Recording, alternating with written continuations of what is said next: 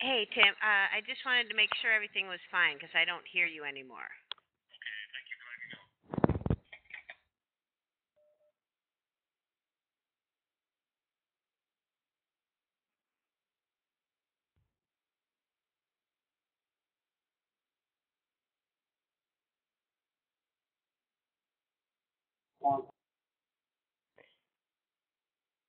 Tim? Tim?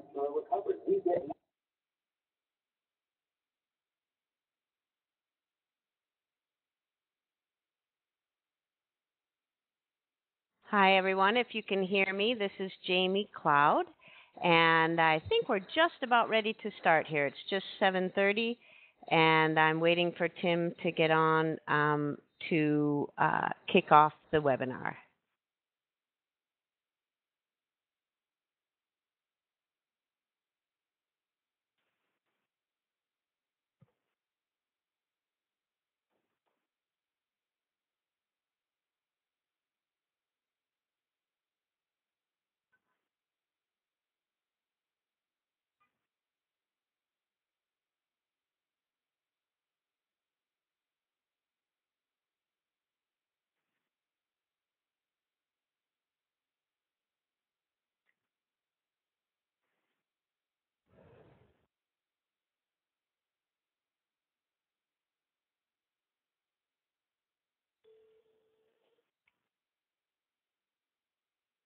Yep. Okay. So people are wondering, hi, Tim, should I just jump in?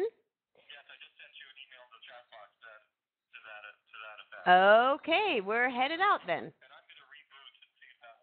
Okay, so I'll just get started and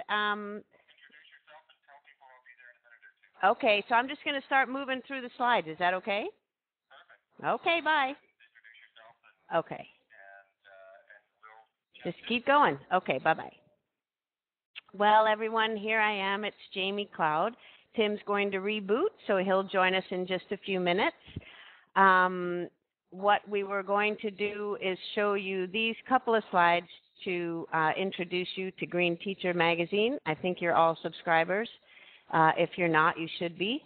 And hopefully Tim can say a little bit more about the magazine and its usefulness to educators, formal and non-formal. We are subscribers and always recommend it. These are some of the curriculum materials. We also recommend them to all the folks that we work with. So hopefully you can either get all of those or one at a time.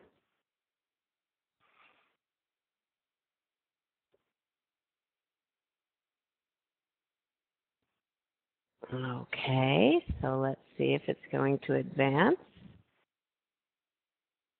Oh, okay, there you go.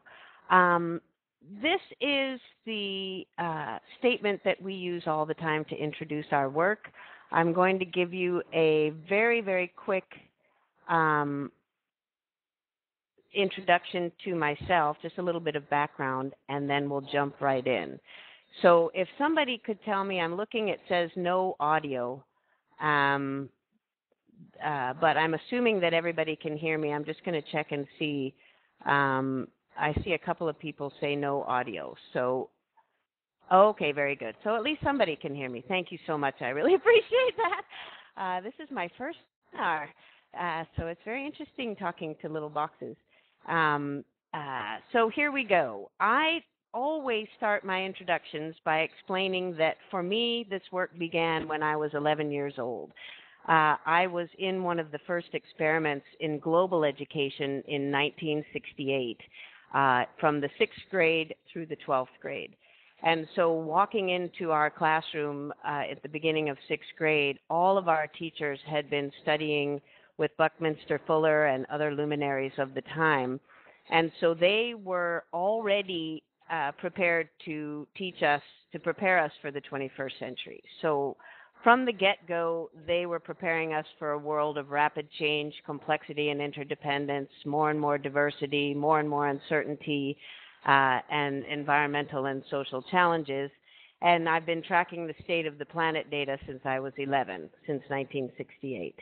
I grew up to become a global educator because that's what I know and that's what I knew. And then in 1987, the word sustainability arrived on the radar screen. Many of you know that from the Our Common Future report, some people call the Brundtland report. And as soon as the word arrived on the radar, I thought, that's the name for the desired condition I want to educate for. I've been tracking the state of the planet data. I now have a word to describe it. It's unsustainable, and educating for sustainability seems like it makes a whole lot more sense. What the heck is it, and how do I educate for it? So that began my journey. We started here in New York City with a professional development program. That led us to exemplary units of study, which led us to whole courses, which led us to whole school work, and now more and more whole districts and whole regions and statewide initiatives, multiple district projects, and schools and communities, what we call Sites Learn initiatives, in which schools and communities learn together for a sustainable future. And Peter Senge, some of you may know his work. He and I started a national learning community with a few colleagues about 5 years ago of sites who are ready to have that conversation of schools and communities learning together for a sustainable future. It's important, in a few minutes, we're going to check and see who's out there and just a little bit of information about what roles you play and what kind of experience you have. We do that not only because it's polite, but because this work, as you all probably know, is a social learning activity. There is no such thing as an expert. It really requires a learning community and many learning communities, partially because we don't know what we don't know, and partially because we're teaching about something we don't know how to do, which is to live well within the means of nature on our planet. So it requires creating new knowledge and understanding, and that we have to do together. So here we have a little questionnaire just to get a sense of who's out there. So if you wouldn't mind giving us just a quick sense of it. Tim, I think you're there. I can hear you. Hi, Jaimie. Can you hear me? Yay, there you are. Good. So I've just asked everybody if they could fill out that little two-question questionnaire so we can get a show of hands, as it were, for who's out there. So that's where we are at the moment. Excellent. And should I maybe I should introduce the chat box, or have you done that already? Sure. Nope, okay. I didn't. So go ahead. Although they seem to be pretty good at it. Absolutely. Well, I recognize many names. We've got great people on this call by the names or on this webinar that I recognize. And so in any case, let me direct everyone's attention to the bottom left-hand corner. You'll see the expression main room, and then beside it, an empty box. And in that empty box, you can type a question at any time and hit enter. Or you can type a comment, or a question that you have that you don't want to save till later on, and it's likely somebody else on the call will be able to answer your question. You can also say, gee, you can also say that was a great point, and people will be able to respond in the chat box. Many of you are already familiar, but Jaimie, I'm getting a lot of feedback. Is that a siren in your background? Yes, I do live in New York City, so it'll pass by very quickly, hopefully. I'm in my office, so we have no children running around, okay. But that's about all I can guarantee. That's quite all right. New York City, we will take. That's great. So, anyways, so the chat box is the place where you can make comments during Jaimie's presentation, and there will be places for you to. And at the end, we're going to put up on the screen an opportunity for you to ask questions that I will then relay to Jaimie in the second half of the webinar. So, Jaimie, back to you. Okay, super. And I think the fire truck has passed. So, Tim, I think you can go into the back there and see if if we have any idea. At some point, you can go back there and find out who everybody is. And I am moving along. So this brief introduction, it usually takes me at least a half a day, if not a full day.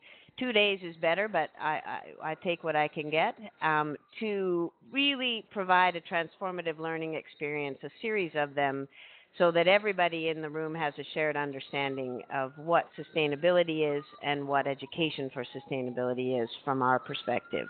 This is going to be just a brief teaser, an introduction to how learning changes our thinking and how thinking changes our world. So I want to start by telling a story.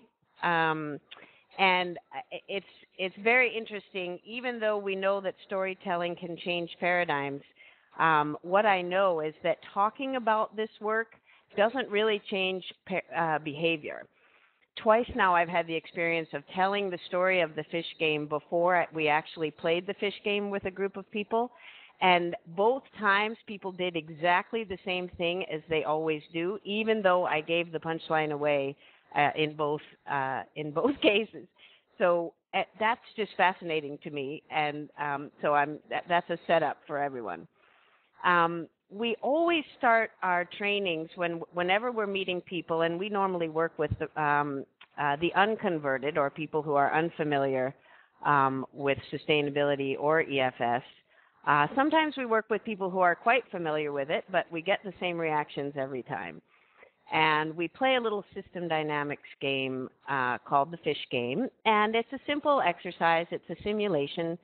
I always ask people's permission before I start explaining the instructions for the game, because I got that little trick from the brain scientists. It does blow everyone's mind. It is a paradigm-shifting experience, and so I ask people's permission to leave their comfort zone, and because I do that, it works a lot better, because then when they actually leave their comfort zone and start getting cranky and tired, they remember that they gave me permission, and they can move from impasse to insight. So go from that hard place to where all the energy and creativity is. And then I ask people, what is a simulation? So that we're really clear on what it can do and what it can't do, and what we can learn from a simulation. And then I start giving the instructions for the game. And basically, people sit on tables. The tables represent oceans, and 5 to 8 people are fishing in each ocean. Somebody is a banker, and they set the fish out in the table. Many of you have probably played similar games. We play 4 different games, 4 different scenarios, change the variables each time. And the object of each game is to have as many fish as possible after playing all 10 rounds. So in each game there are 10 rounds, and we play 4 different games. And so the first thing that happens is that people ask me, for whom? When I say the object of each game is to have as many fish as possible after playing all 10 rounds, inevitably people say, for whom? For me, for the group, or in the ocean. And of course I don't answer the question, but I know immediately that anybody who's asking that question doesn't understand systems and interdependence, because they're asking it as if it were an or question. So that's my first clue. Everybody gets a game recorder, and they can track, for example, here are the rounds. Each game has 10 rounds, so these are the rounds. I'm looking for my little arrow here. Where did it go? Oh, there it goes. And then each person writes down the number of fish they took, and then the accumulation, the number of fish they have over time, And then once everyone has taken their turn, the banker replenishes at a rate of 25%, and then this is the number that they use going into the next round. And so, for example, this is what an average scorecard would look like, and then it goes accordingly. So everybody is set for the game. They start playing the game. They fish and they fish, and they run out again and again and again. And, you know, one could call that the definition of insanity. I've played the game thousands and thousands of times all over the world with educators, government officials, corporate leaders, sustainability folks, and the same thing happens every time. With two forms of feedback right in front of us. The scorecards are there and the actual fish are there. And the same thing happens. And exactly 3 times in the entire history of playing this game for the last 15 years, only 3 groups have never crashed even once, never overfished and crashed the system. One of those groups was the Blue Man group. They're completely creative. They throw the rules out right from the beginning. They're out-of-the-box thinkers, and they do everything as a team. So that gives you a clue. So, of course, after playing this for so many years, with so many groups of people who crash the system again and again and again, some of whom figure it out after the 3rd or 4th game, some of whom don't figure it out at all. Sometimes I give people permission to think out of the box and figure it out.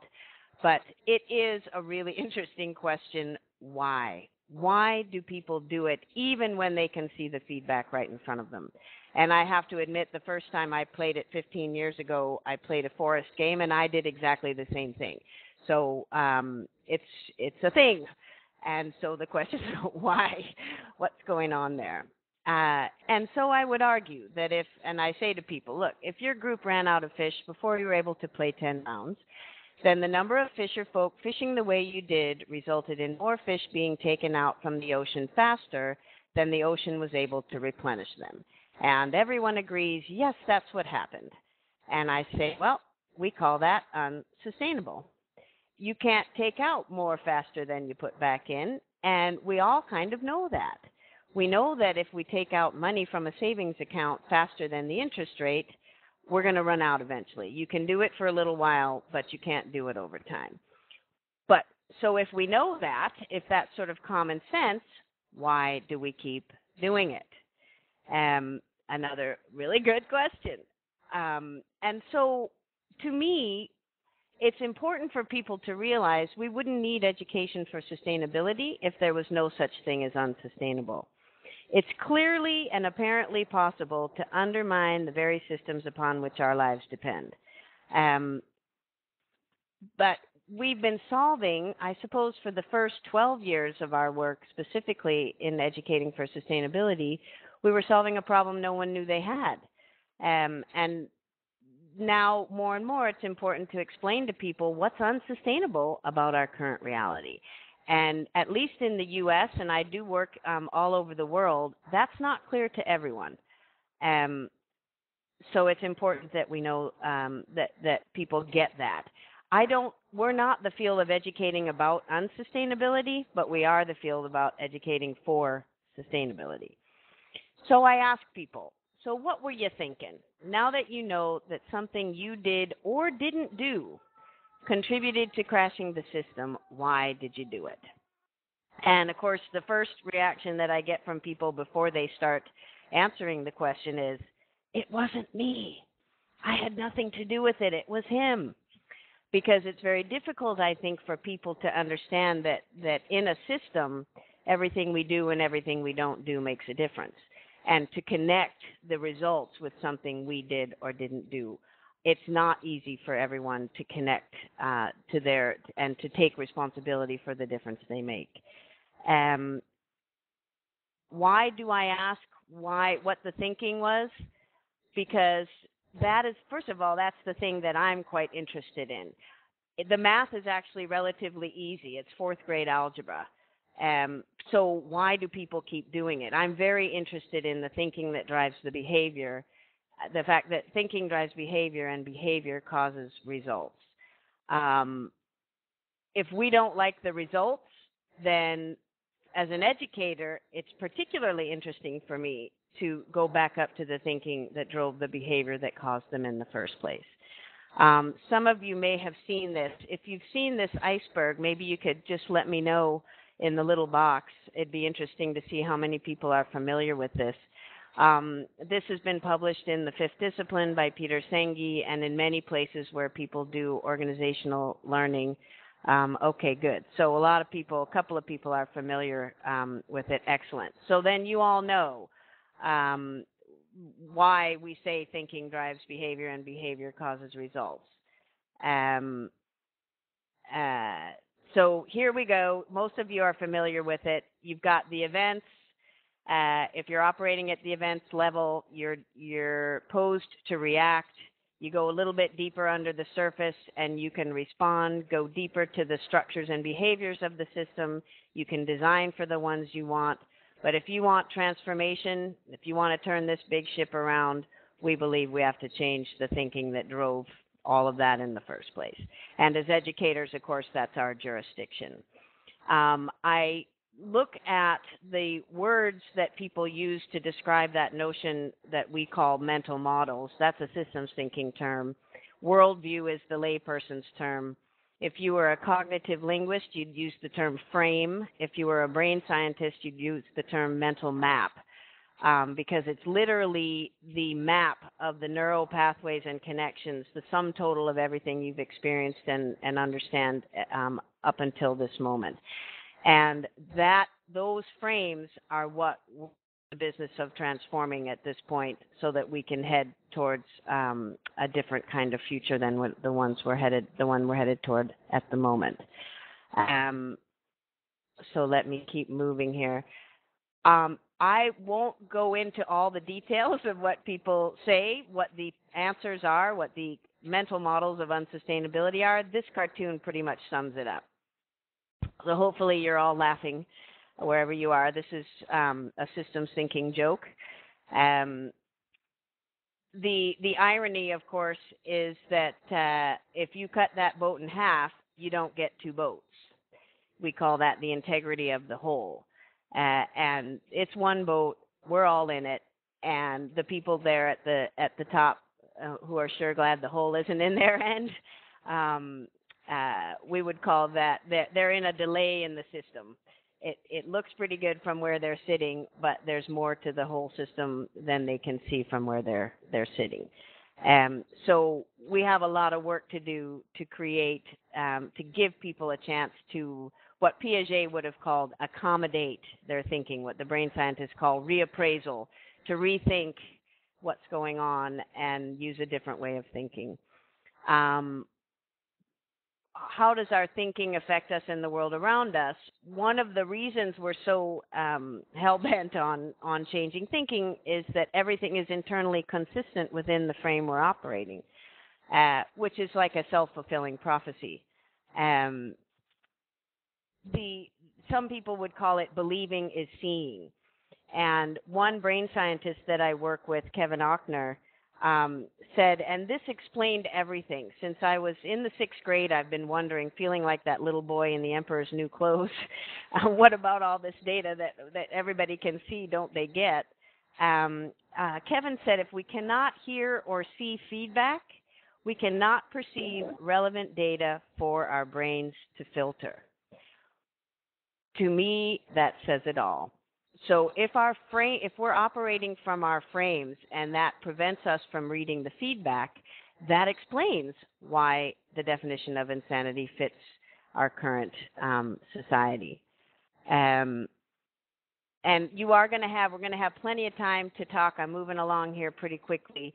But if there's anything you need, if you need me to stop for a moment and take a breath and you have a clarifying question or anything like that, just let her rip in that little box, and I'll stop and just clarify, because I want to make sure everybody's with me before I move on to some new ideas.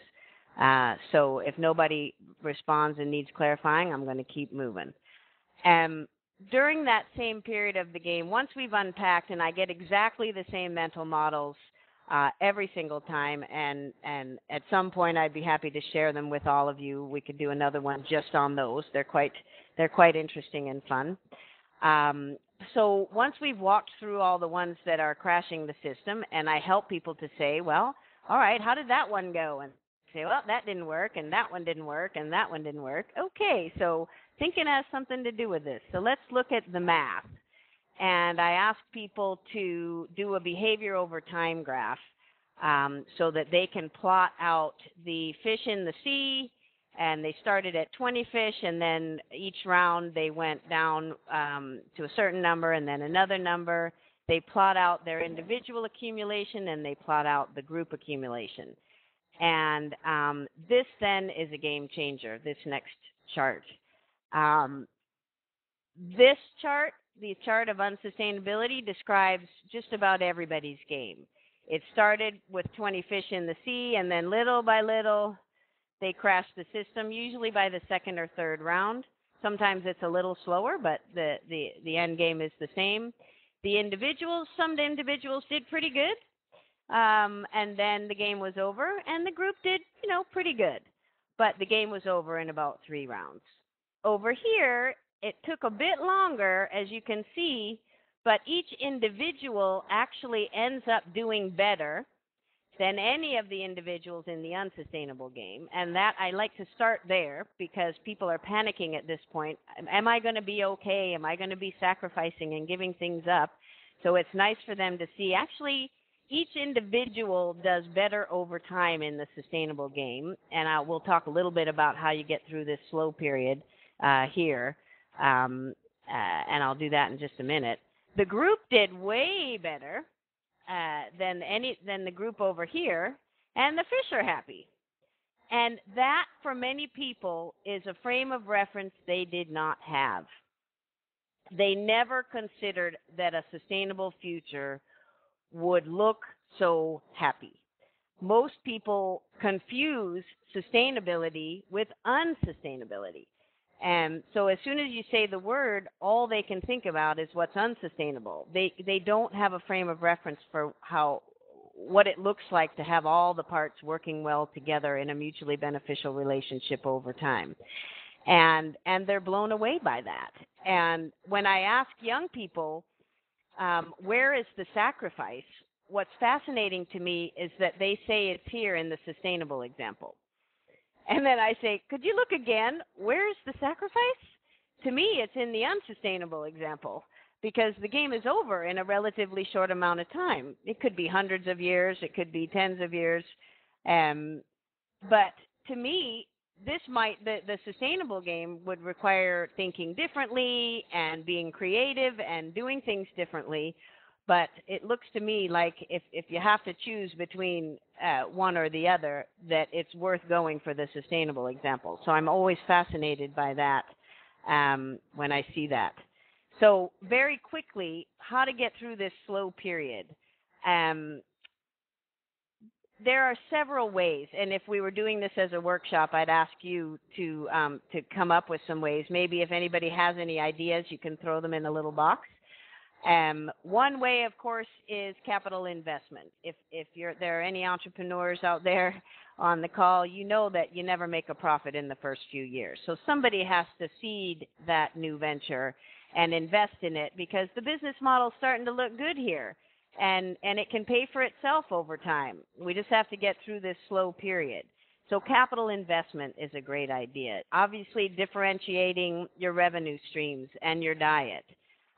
Working as a cooperative. Obviously, all over the world, fisher folk are working cooperatively, self-regulating their catch and bringing back fish stocks and creating sustainable fishing industries again, which is very exciting.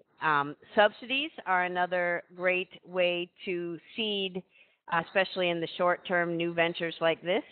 In the States, we subsidize conventional farming 87%. There's nothing economic about a system that requires a permanent 87% subsidy.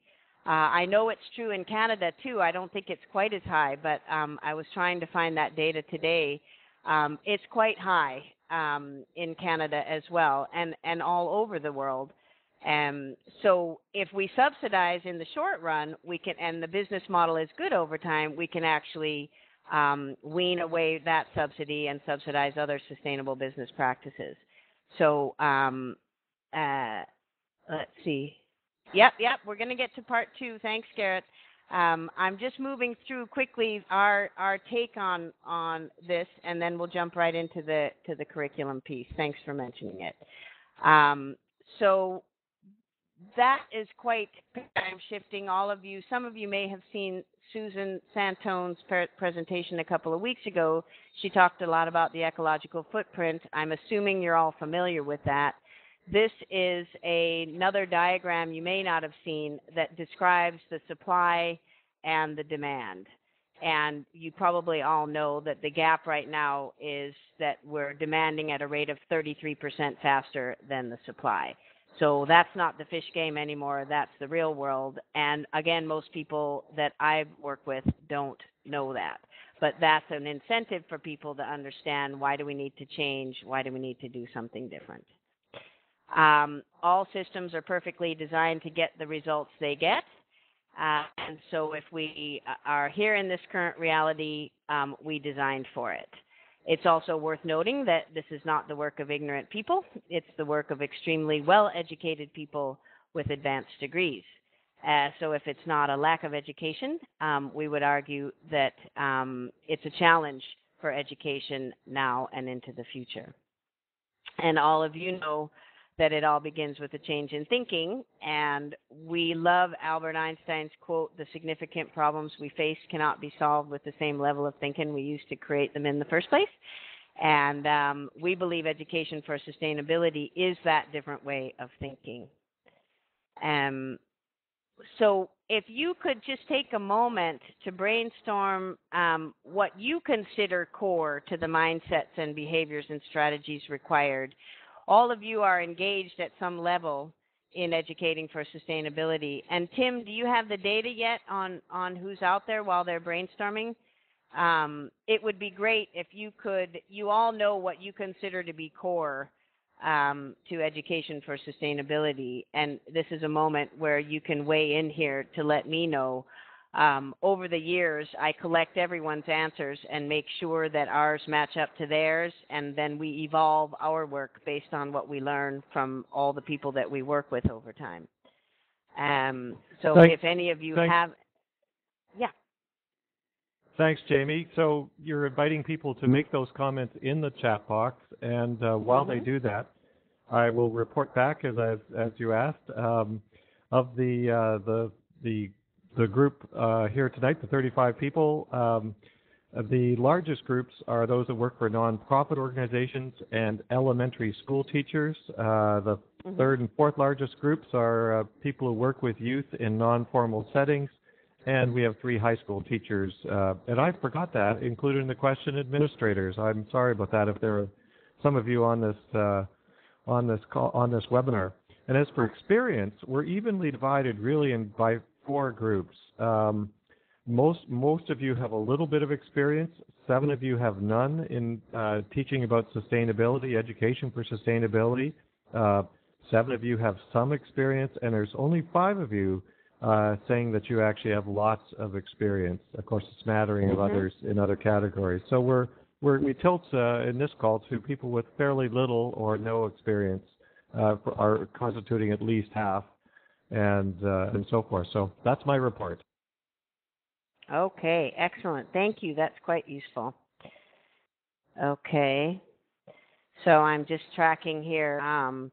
Few people have talked about getting more connected to the natural world, some moving from awareness to all the stages through to action, not sacrificing the long term for the short term, appealing to the values and entry points of all stakeholders. Now here's somebody, Gareth is talking about incremental change. We actually talk a lot about disruptive innovations, which are not at all incremental, but we can talk about that in the Q&A.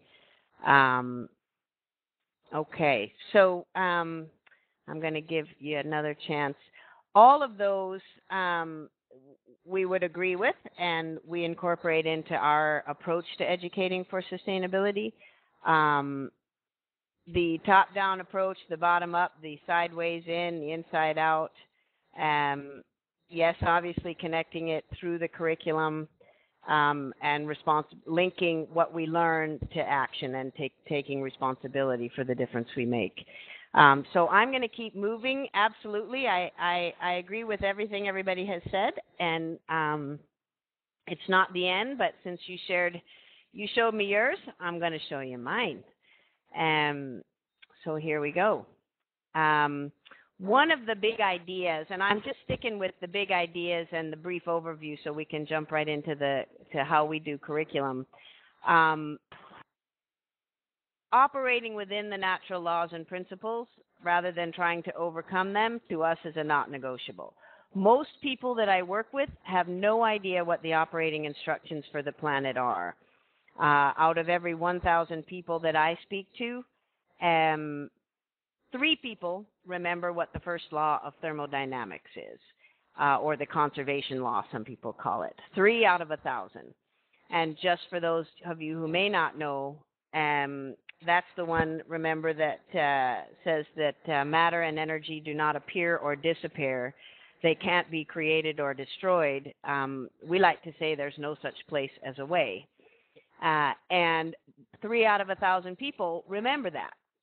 And, you know, there are other really important natural laws and principles we need to understand. And people don't think that they need to abide by them is a mystery. But we do. It's not negotiable. So that's one of the big ideas. Live by the natural laws, understand what they are, and then act accordingly.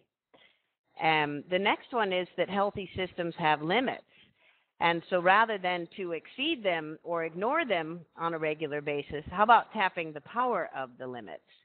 That's where all of the creativity is. That's where all innovation is. There's a reason for limits. That's, you know, your heart doesn't just keep growing exponentially. It has to work with all the other parts. Not too much of one thing, just enough of another. In order to keep systems in dynamic equilibrium, we have to respect the limits. And we like to say, don't confuse the assumption of scarcity, which drives hoarding behavior, with the reality of limits. Here's another one. We're all in this together, just understanding the basics that we're all interdependent on each other and on the natural systems upon which all life depends.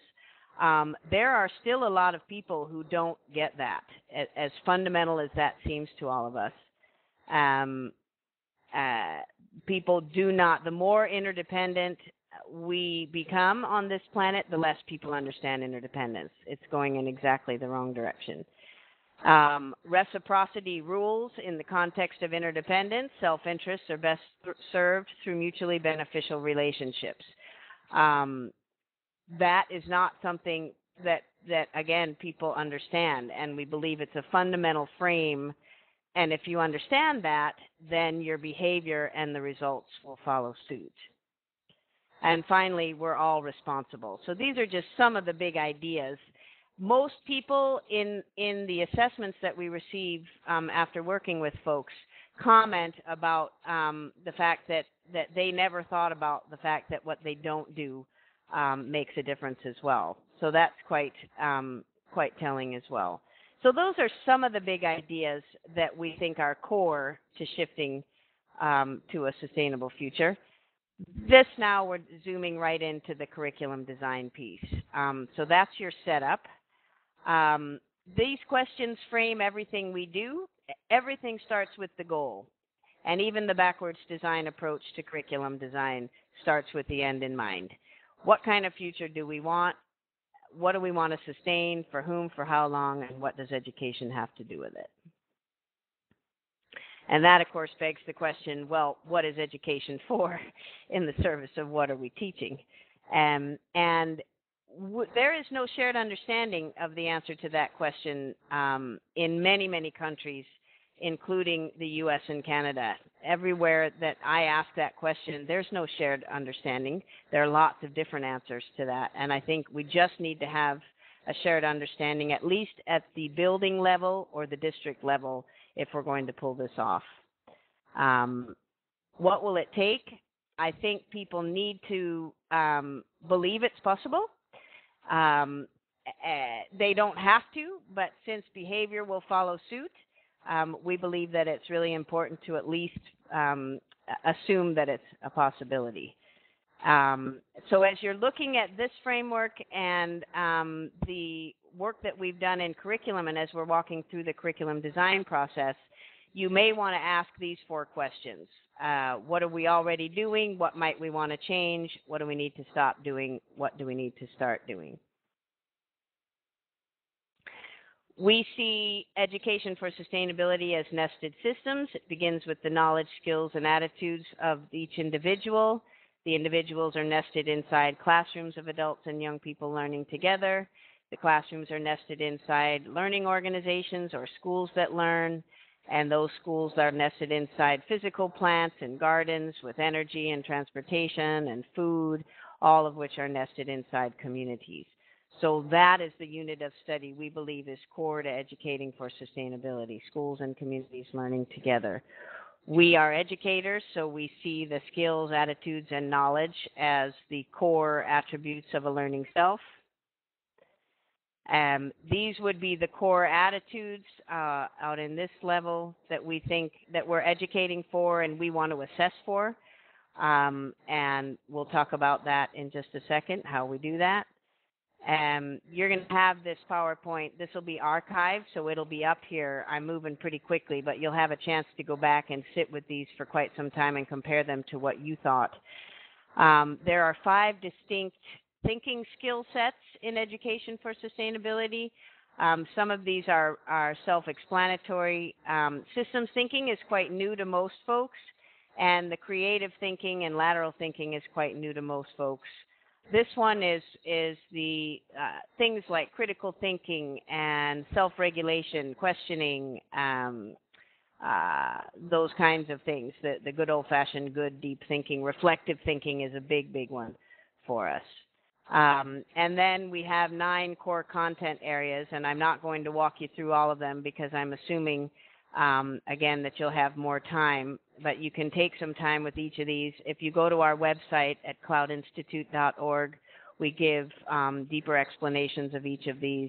And behind each of these, we have a set of performance indicators that can be embedded in curriculum, which I'm going to show you about here. And that's how we actually design them right into the curriculum and assessment practices. So hopefully most of you are familiar with all those different core content areas. And again, we'll just need more time if you want to spend more time with that. These are the best practices, the best instructional practices. We haven't had to invent anything new because all good constructivist, place-based, learner-centered instructional practices are perfectly suited to educate for sustainability. These are we spend most of our time helping people design EFS into their curriculum and assessment practices and develop the organizational practices necessary. We'll leave that up there. And there are some additional resources that I put together from the U.S., Canada, and internationally that you can also come back to in a little while. So here we go with the backwards design approach. I thought I would use an exemplar that we have been developing over time with TerraCycle, which is a group that is in many, many countries now around the world, creating materials recovery systems for materials that cannot be cycled at the municipal level. They're in 60% of our schools in the U.S. already and growing in other parts of the world as well. And they called upon us to help them design some lessons that educate for sustainability, focusing on material cycles. So we did so with each of our core content standards. So this one that I'm going to show you is material cycles and the healthy commons. And if you want the actual lessons, you can go here to this website and download. They're all free, and you can see all of them. But this session is really about linking into the design process. We use backwards design or understanding by design because it's always, like I said earlier, we always design with the desired future in mind. So designing with learning outcomes at the beginning makes a lot of sense for everything, but in particular to educate for sustainability. This is the whole system of a unit of study. Teachers have found it quite useful to see it all in one picture. This is just a basic backwards designed set of components. Most people are now being asked to design their own curricula, whether you're a formal. It doesn't really look different. I see the question about formal or non-formal. It doesn't really make any difference whether you're in formal or non-formal education. You still want desired outcomes. You're still thinking, if only when they walk out the door, they know this, they're like that, and they do the other thing. We always have to have ideas about what the results are of our work. So it makes no difference whether you're designing an organizational change plan, materials for non-formal education programs, or in school. These are the same basic design components. So again, I'll leave that up there for you to see. I'm zooming right into to lessons at the moment, but let me walk through. You always have to have a rationale. If you don't know why you're designing something, you should take a moment and take a deep breath and try to remember, because that's the big one. Here we have now this one, state standards. If you're doing non-formal education, you don't really have to worry about state standards. But if you want to sell it to communities that are interested in their kids doing well in school, you can say that you're aligned with state standards that kids are needing to be able to grapple with anyway. There's always an inquiry-based learning, some sort of juicy essential question that drives inquiry throughout the whole unit. You want to think through what you want students to know and understand and be able to do by the end of the unit. And then you want to ask yourself, how am I going to assess for it? What am I going to use to do so? And when am I going to assess? Do I want to measure growth in a pre and post assessment? Do I want to measure how I'm doing over time and how the kids are doing over time so I can inform my own instruction? And provincial standards too. Absolutely, Tim. Thank you. Whether state or provincial, whatever your education standards are. For independent schools, there are standards of excellence that they come up with, and sometimes they'll use the provincial or state as well. Sometimes they come up with their own.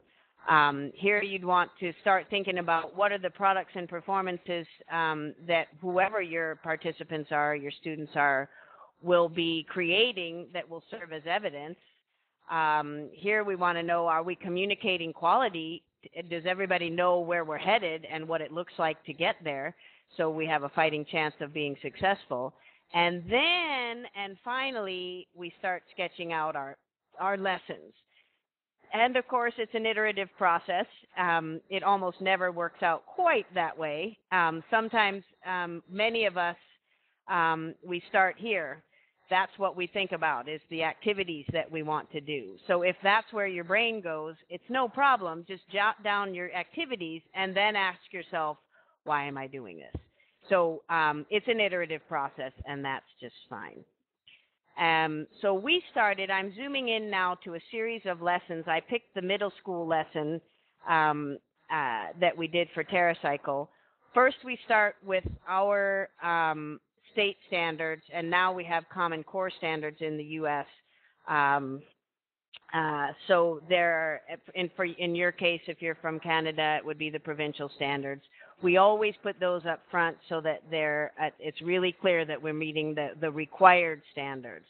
Then we have, of course, our own standards. These are the performance indicators behind 3 of our standards for education for sustainability.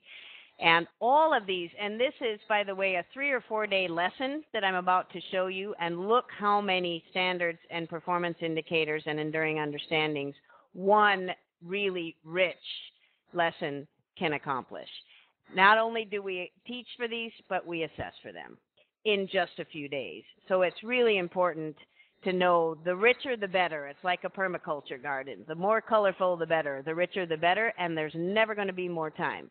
So don't think of any of this as an add-on. We always begin with an essential question or an overarching question. In this case, we're talking about the question is, what is the state of our commons? And then we have a series of guiding questions that drive inquiry throughout the whole lesson. And again, in this case, if we were doing a whole unit, we would set it up in the same way and then break it down by lesson.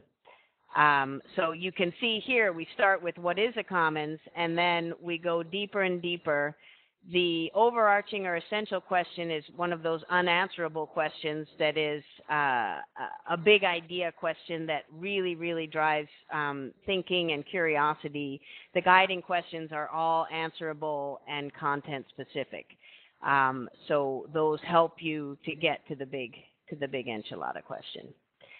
And then we start summarizing and sketching out our lesson. Once we've determined where we want it to go, then we start sketching out the lesson.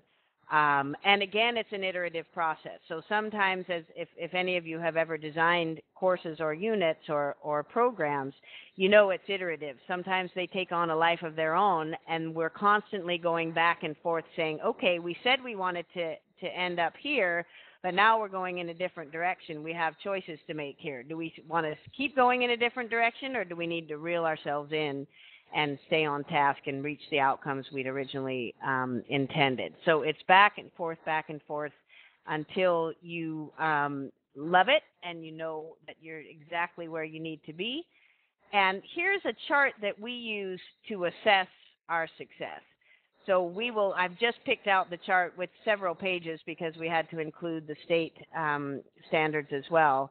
But here I just picked an example for you. So you can see here are the standards. Here are the performance indicators that we promised. Here are the instruments. This is where we would look for evidence in the places where we produced products or performances from young people to tell us whether they are able to do what we want or not. And here's our scoring criteria. So we know that we will be able to determine how successful we were because we built in those assessments over time. And oftentimes we'll do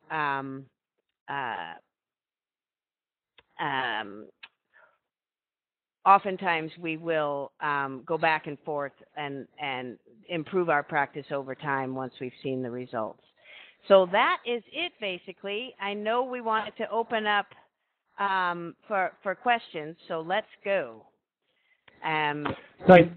Thank you, Jaimie. That's fantastic. And what a detailed presentation. And indeed, we did start a bit late, so we're a bit late getting to questions. And folks, if we have more questions than the next 7 minutes will allow, I'm more than happy to stay. And I'm presuming Jaimie will be too to answer them.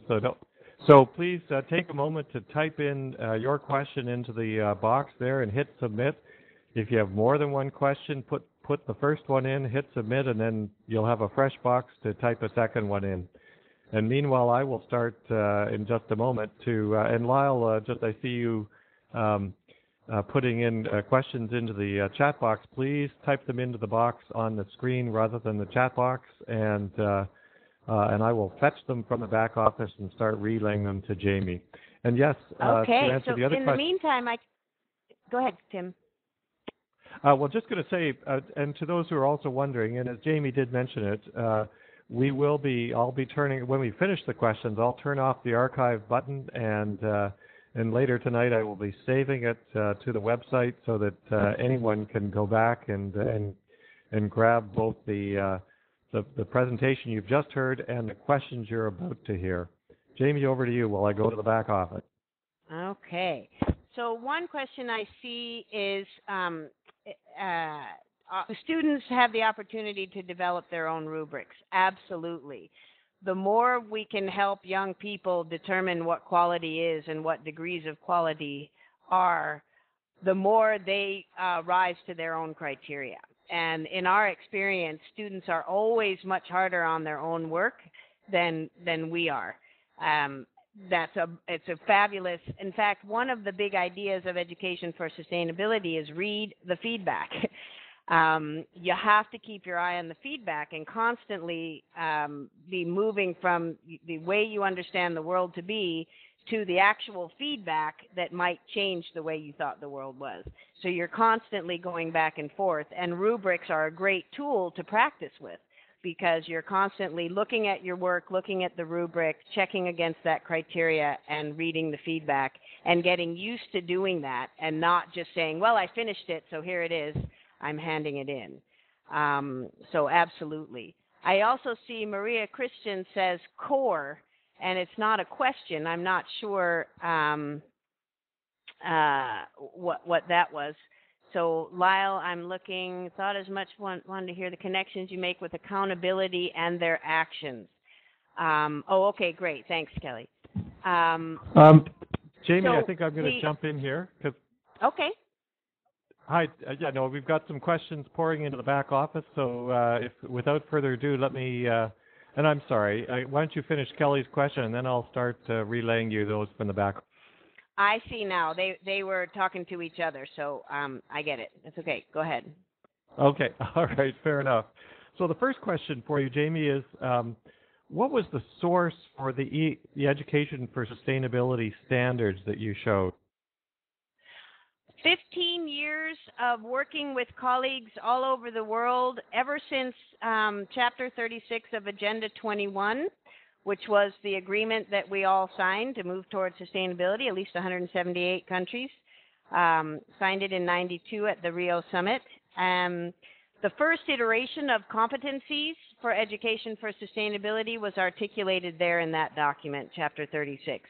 Since that day, every country that I've worked with and all my colleagues around the world who are in ministries of education are all trying to figure out what is core to the knowledge, attitudes, and skills that we all need to develop in order to achieve a sustainable future. So it's the 15 years of working and comparing notes with colleagues, of our own experience educating for sustainability, and constantly coming back to, well, what can't we do without? What, if we're educating for sustainability, these are the things that again and again come up as core if we want to turn the ship around.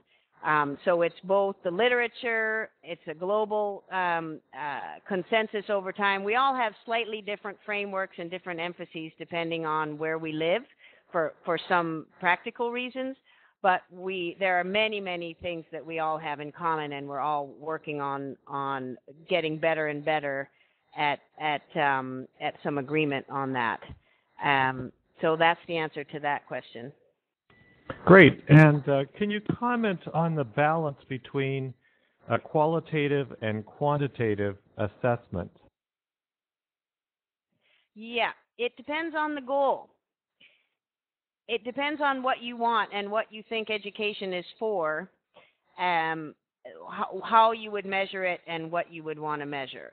To us, a good, one of the reasons to educate is to help individuals, to help us reach, to help young people reach their individual and collective potential and that of the living systems upon which all life depends. That's a worthy reason to get up in the morning. If that's the case, some of that we can measure. We can measure whether somebody can do the math and whether somebody answers all the questions properly on a standardized test. That's not going to help us know if they can transfer that knowledge into their behavior and into sustainable community indicators in their school building and in their community. So that we're going to need to use qualitative measures for. So it just depends on what you want to measure. Both are always best. And the more qualitative work you do up front, the more reliable your quantitative data is going to be. So we always recommend a healthy mix of both. if you want to measure how much energy the building uses after kids have been educated for sustainability and teachers, that's an easy quantitative measure. If you want to know if kids know where the commons are and how to map them and how to do a report on the state of the commons in their community, that's going to be a qualitative measure. And we do want Great. that. We do indeed. And reflecting the fact that half the people on the webinar tonight, Jaimie, are really quite brand new and have have very little experience, but a tiny bit with education for sustainability. Let's step back a little bit, and can you kind of give, your presentation was very detailed and conveying lots of information and lots of interesting thinking. For someone who's brand new, can you suggest sort of the best place to start if you are new to education for sustainability? If you want to learn about it, you mean, or if you want to actually start educating for sustainability, or both? I think you should assume both. They're good. They're equal. Okay. So two sides a great of the same way, right. So a great way to start learning about it, I would recommend, the list of resources that I listed after the shameless promotion of the Cloud Institute. If you start playing around on our website, on everybody else's website, you'll start to see patterns. Clearly, if you come and spend a week with us, that would give you a deep dive. We would do the one-day intro that I was talking about earlier, the full day, and then 5 days with time and space to actually design something with our EFS standards and performance indicators. So that's a deep dive if you happen to have 6 days in the summer. Otherwise, reading things by David Orr, most of the literature and our staff reading list and the best of is on our website. So it depends on what kind of learner you are. If you want to read everything first, go to our website and look at our reading list, and go to the websites of all the folks that I mentioned there. If you need to just experience things, I know Learning for a Sustainable Future, if you're in Canada, they're in Ontario. I don't know how far that is from the person who asked the question, but I know they do a lot of teacher education and curriculum work and school consulting. But I would recommend the experience. You can also we have a curriculum design studio in a box that you can just order and sit with the standards and the performance indicators, so that you can get familiar. We have a curriculum design manual. You can walk through it and do it use it as a kind of do-it-yourself studio in a box. And we also have a great network. We don't want everybody reinventing all the same wheels because we need to turn this ship around as soon as possible. So we have something called the Cloud Commons, where individuals or schools can subscribe and get access to all of our stuff digitally, all of our exemplars, units, courses, everybody else's stuff, so that teachers can, for example, or non-formal educators can get on there, see what already exists, and then even co-create things together so that we can build a repertoire of delicious materials, and we're not all, developing the same materials. So I see here that, Tim, can everybody see the chat box? So Lyle just gave a good ESD Canada LSF. So that's the learner-centered, our Learning for a Sustainable Future, and the Manitoba Ministry of Education. Yeah, those are great resources. Thank you. So you guys can probably help each other to add to the basic list. My recommendation is have a transformative learning experience, get in the new paradigm, and then really quickly apply what you've learned and design something with these attributes in mind, because that's the best way I know to actually do it. And Jaimie, another challenging question. How would you introduce sustainability to kindergarten kids?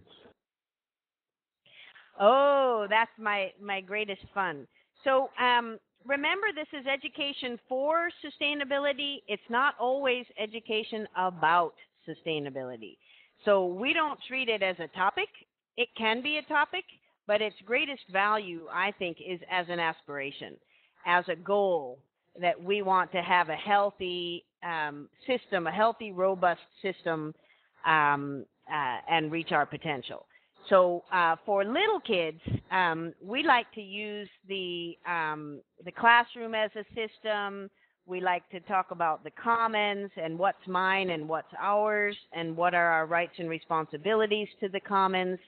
We like to have them growing things and staying connected. For the little kids, it's really important to stay connected. And I'm not a big believer in scaring them with the current reality. I want them to understand how the natural laws work. I want them to understand how things grow and how we work together over time, so that when they find out over time what work we have to do, they're prepared and they're open-minded and they know how to read feedback and they know how to self-correct and they understand life is a draft and we're continually improving our practice. If we can set those thinking skills and those ways of being early on, mindfulness is incredibly important for the little ones. Reflective thinking, thinking about their thinking, all of those things are core. I remember my 3-year-old came back from nursery school one day and she said, "Mama, I learned about the environment today." And I thought, uh-oh, because I thought that I assumed that they had told her about a problem. And I said, "Oh, what did you learn about, Grace?" And she said, "I learned about air pollution." 3 years old. I said, "Grayson, what's air?" She said, "I don't know, but I don't want air pollution." So her first exposure to this beautiful, delicious thing called air that the plants make, and that we need to breathe, her first exposure to it was that it was dirty, nasty stuff. And, of course, to a little kid, anything dirty and nasty, you're not supposed to connect to. So I would definitely recommend against going down that road.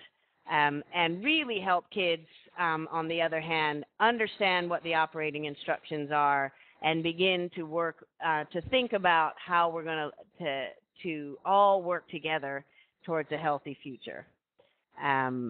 That's my recommendation. Great. Okay. I knew you'd have a good answer to that tough question, Jaimie. Many states. We start in pre-K. Many states and some provinces have been developing environmental literacy plans over the last couple of years. How does an education for sustainability and designing for sustainability tie into that? The environmental literacy and ecological literacy attributes are all core, and we believe they're really strong and important, and we would, in our language, we would call those the natural laws and ecological principles, and understanding our relationship to the living systems, and staying connected to them. So all of the literacy, environmental and ecological literacy principles and attributes, knowledge, skills, I think they're all core. Where we would differentiate is that we also involve a lot of social sciences and design thinking and systems thinking and citizenship and cultural preservation and transformation, the commons. There's a lot more to educating for a sustainable future that goes beyond environmental literacy. And so to me, you need them all. You need them both. So that's how I would answer that question.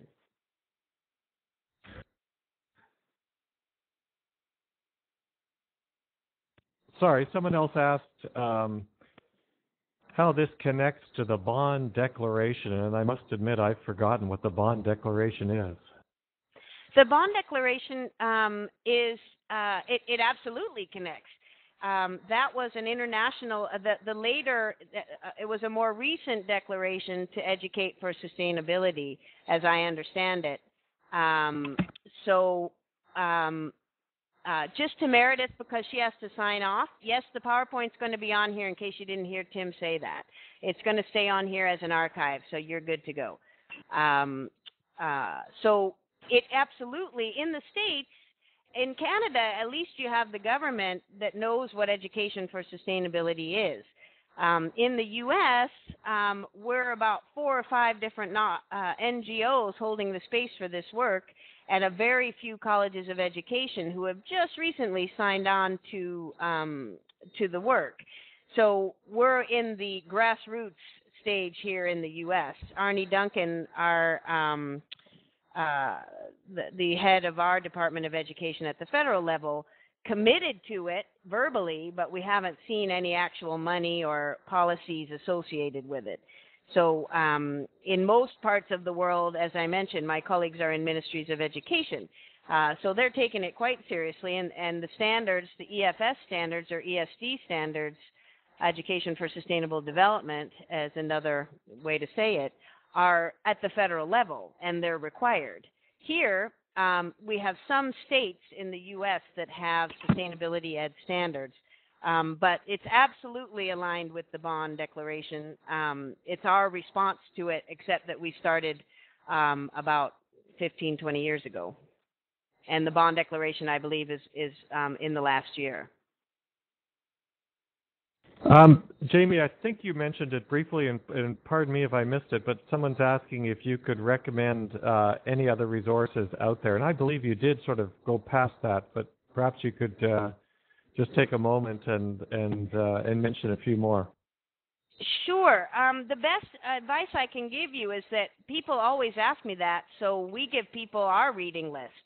And that's just right on our website. If you go to our website, and it may be in the blog, if you go way to the top of our homepage and you see the blog, that's where we keep all that kind of thing. So just go to our reading list.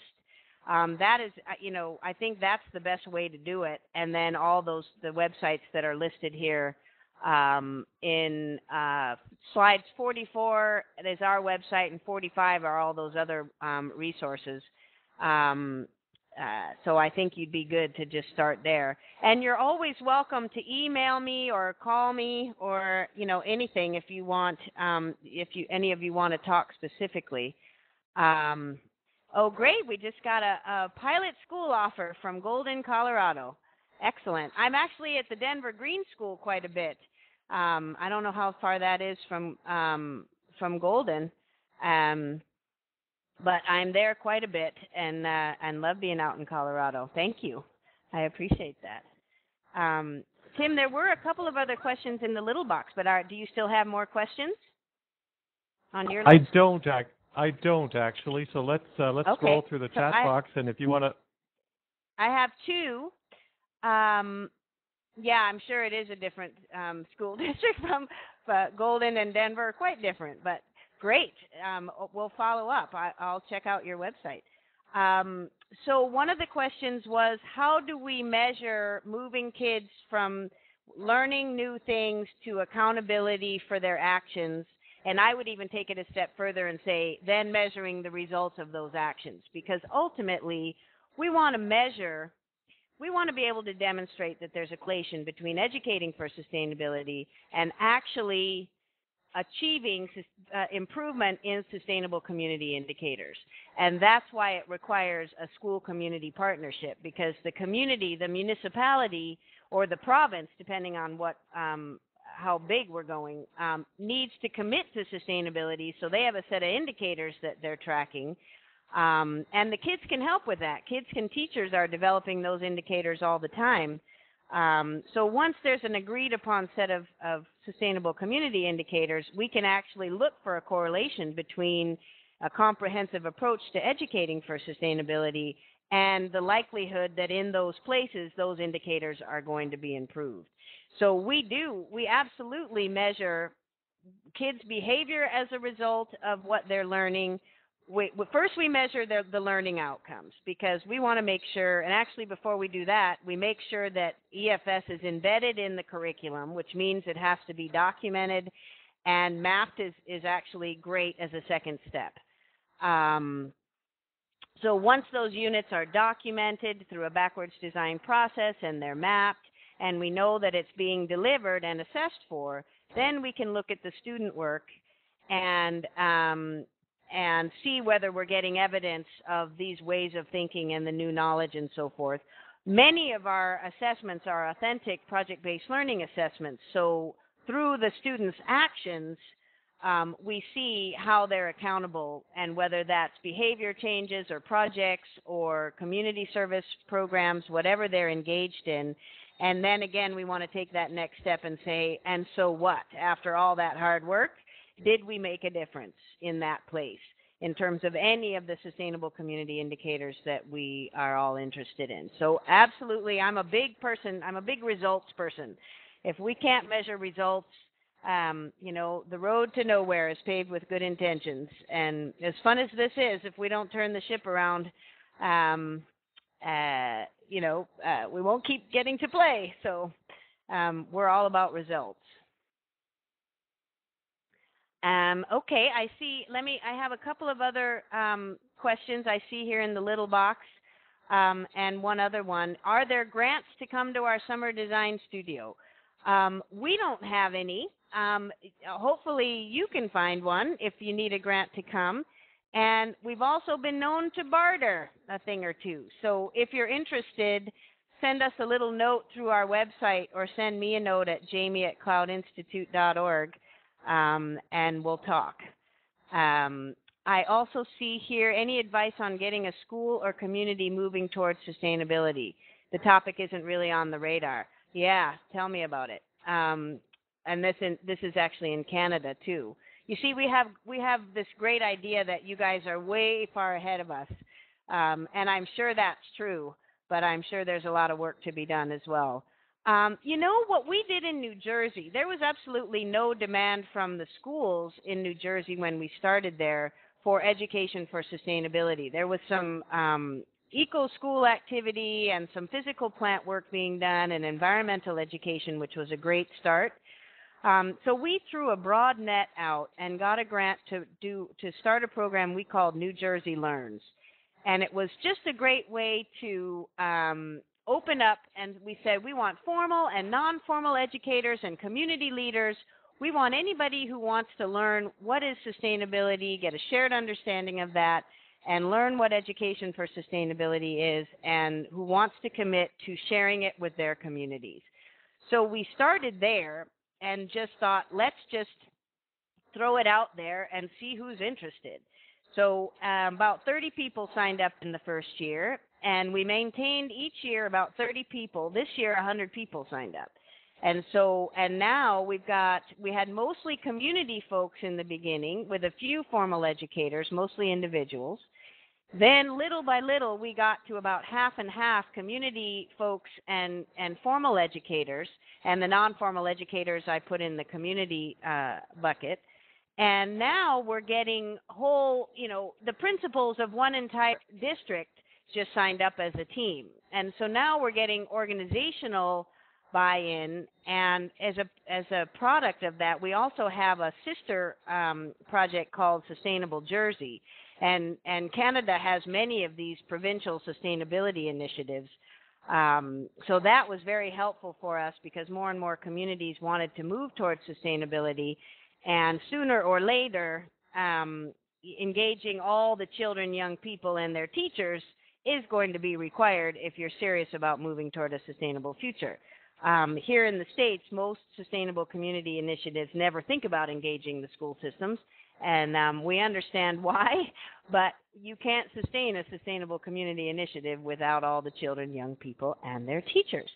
So that's where we all come in because we can help with that. We speak the language of schools, and we know what they need to do, and we can help them figure out what their role is.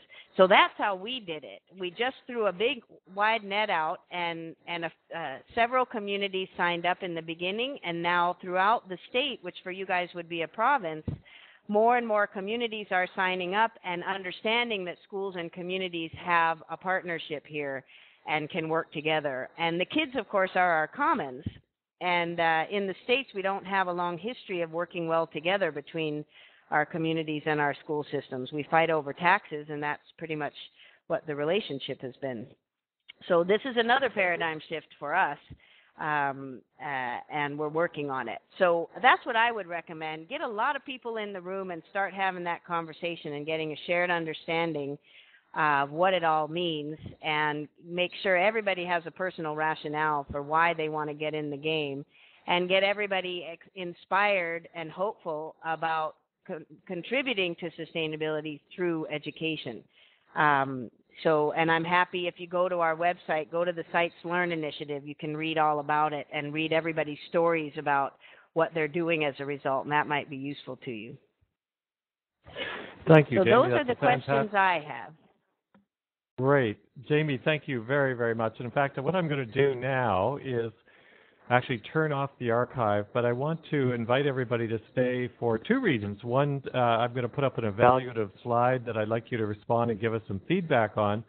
But Jaimie and I, and once I've turned off the archive, Jaimie and I are still going to hang around, and we're happy to take more questions, at least for a few more minutes. I'm speaking for myself, and let Jaimie let me know her availability too. But let me turn off the archive and bring you to the evaluative session. Thanks, everybody.